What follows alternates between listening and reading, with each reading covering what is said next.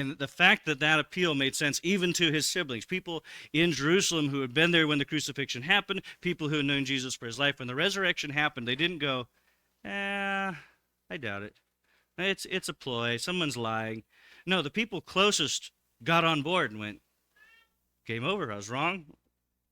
They repented and they believed in Jesus. And so Jude is right there at the forefront of that resurrection movement of revival, calling Jewish people into faith in Jesus.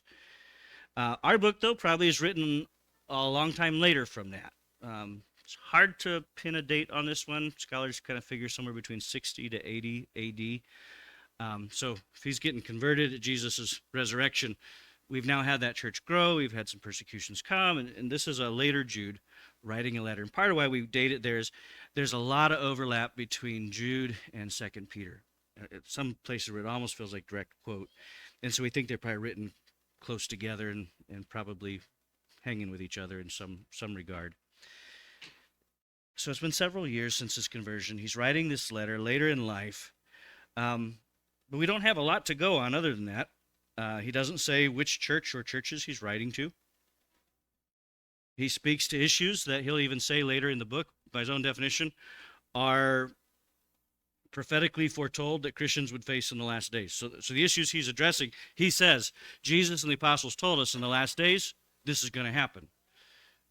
We've been in the last days since Jesus' ascension till his return. That whole gap is the last days.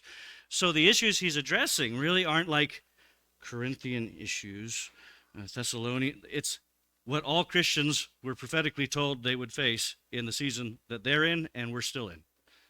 So this makes it, it's a general letter to a general expected problem.